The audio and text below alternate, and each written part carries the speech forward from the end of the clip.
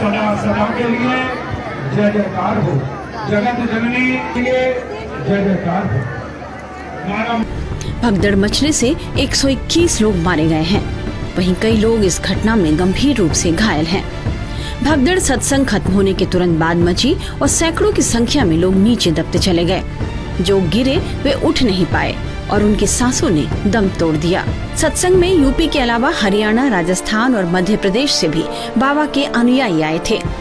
UP के CM Yogi Adityanath ने घटना की जांच के आदेश दिए हैं और दोषियों के खिलाफ सख्त कार्रवाई की बात कही है।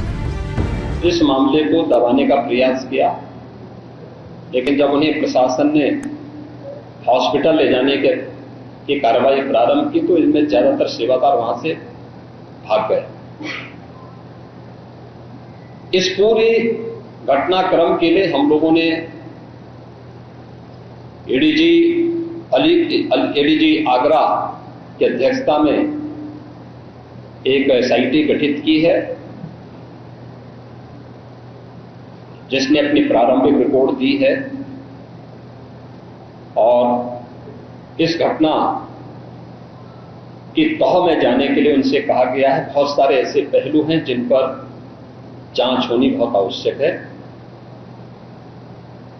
अब तक प्रथम दृष्टिया जो थी हमारी कार्रवाई ये थी कि राहत और बचाव के कार्य को आगे बढ़ाने के बाद आयोजकों को पूछताछ के लिए बुलाना, घटना के बारे में, हादसे के कारणों के बारे में उनसे भी पूछताछ करना और फिर घटना की लापरवाही और जिम्मेदारों की जवाबदेही भी इसके लिए तय करना, जिसके लिए पहले से ही एफआईआर यहां पे दर्ज हो चुकी है। इसके लिए कार्रवाई आगे बढ़ रही है।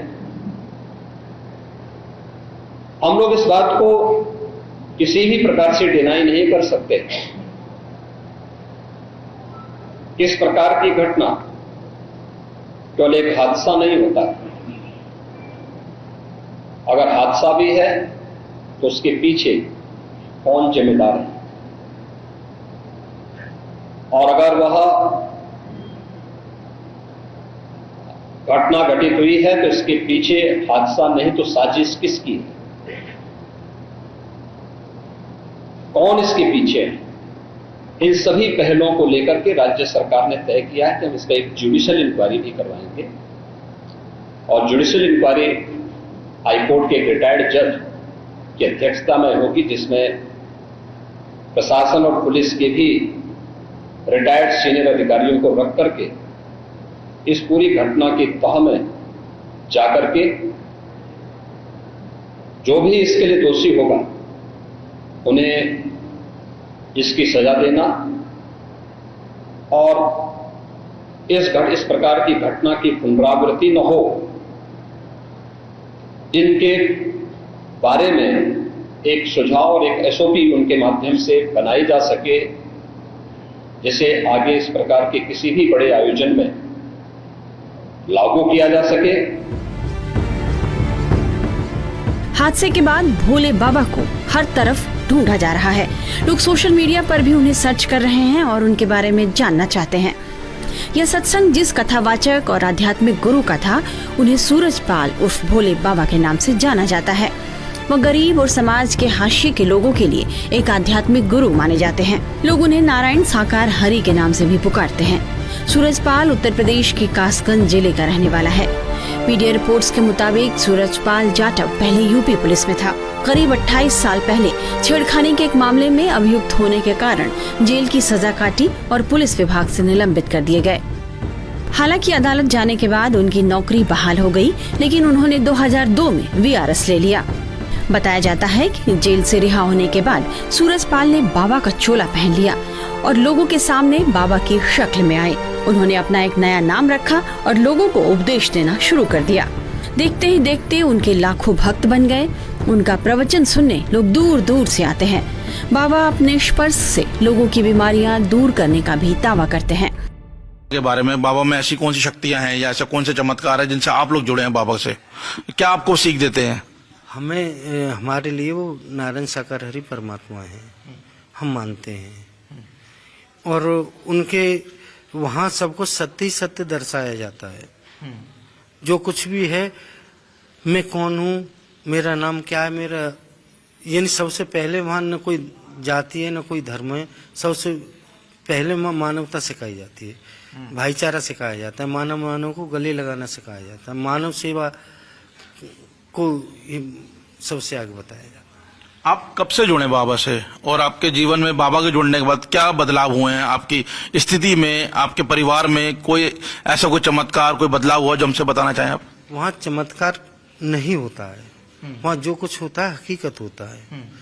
जब से हम जुड़े हैं तब से जो शारीरिक कष्ट पीड़ा थी, परेशानियाँ थी, उससे पहले वो यहाँ जुड़ने के बाद वो सारी दूर हो गई। हाथरस कांड के भोले बाबा के उनके अनुयायी अभी भी उस घर में माथा टेकने जाते हैं जहां नारायण साकार हरि कथित तौर पर करीब 20 साल पहले रहा करते थे। सूरजपाल के प्रति लोगों में कैसी आस्था है, ये जरा स्थानीय लोगों से सुनिए। मेरा नाम बॉबी दिवाकर है। क्या कहना चाहेंगे? बाबा नहीं रहते थे, बाबा पहले रहते थे, आज से 20 साल पहले। वो यहाँ से फिर चले गए। लोग तो बहुत आते हैं, यहाँ तो हजारों की संख्या है आपकी। सुबह आते हैं, सफाई होती है पूरी रोजाना बेना का। कब से नहीं आए? बाबा कम 18-19 साल समझ लो। क्या करते थे बाबा? पहले जॉब करते थे। और यही बाबा जी पहले रहते थे। जब से हमने देखा है तो बाबा एक बार यहाँ आए हैं, उनकी कुटिया पे ताला लगे रहते हैं। सदा इन लोगों का ऐसा है कि बस यहीं बाहर से मत्था टेक के जाती हैं। 4 बजे से आना चालू करती है, शाम को जैसे दोपहर में भी 6-7 बजे तक इन लोगों का आना यहाँ चालू हो जाता है। कितने सालों से नहीं देखा आपने यहाँ? मैं बाबा को 18-19 सालों से नहीं देखा। अब डेली लोग आते हैं माथा टेकने? हाँ, रोज डेली आते हैं। पब्लिक रोज 4 बजे से लेकर रोज डेली आती है। बाबा और उनके सेवादारों ने अपनी एक गुलाबी गैंग भी बनाई हुई थी जो सत्संग और अन्य धार्मिक आयोजनों में भीड़ को संभालने का काम कर रही थी। हमारे संवाददाता प्रेरित कुमार बाबा के मुख्य सेवादार देव प्रकाश मधुकर के जब घर पहुंचे थे तो उनके पड़ोसियों ने उन्हें इस गुलाबी गैंग के बारे में बताया। अरे साहब, ये लोग जो है अपनी फौज स्वयं बनाते हैं और जो है पुलिस को भी एंट्री नहीं होने देते, पुलिस को बाहर कर देते हैं, कह देते हैं कि आप लोग बाहर रहिए, हम अपने आप अपना मामला संभाल लेंगे। अच्छा, लोग खुद ही कहते हैं हम लोग मामला संभाल लेंगे, पुलिस को एंट्री नहीं हो, वो अपनी फौज अपने आप बनाते हैं साहब। अपनी फोर्स अपने आप बनाते हैं। तो क्या आप मानते हैं कितनी बड़ी जो घटना हुई है उसके पीछे कहीं ना कहीं बड़ी वजह ये भी, अगर पुलिस होती तो चीजों को कंट्रोल करती? पुलिस होती तो कंट्रोल करती साहब, ये हादसा नहीं होता, ये हादसा ही नहीं होता इतना बड़ा। हाथरस हादसे को लेकर अब एफआईआर दर्ज हो चुकी है और पुलिस बाबा और अन्य आयोजकों की तलाश में जुटी है।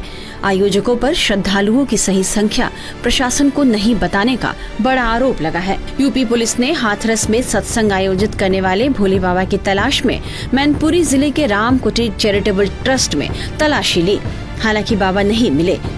इस बीच सीएम योगी ने कहा है कि हादसे की जांच के लिए एडीजी आगरा की अगुवाई में एक कमेटी गठित की गई है। इस घटना की तह तक जाने के लिए उनसे कहा गया है। इस घटना में आयोजकों को भी पूछताछ के लिए बुलाया जाएगा। घटना की न्यायिक जांच होगी और दोषियों के खिलाफ कड़ी कार्रवाई की जाएगी।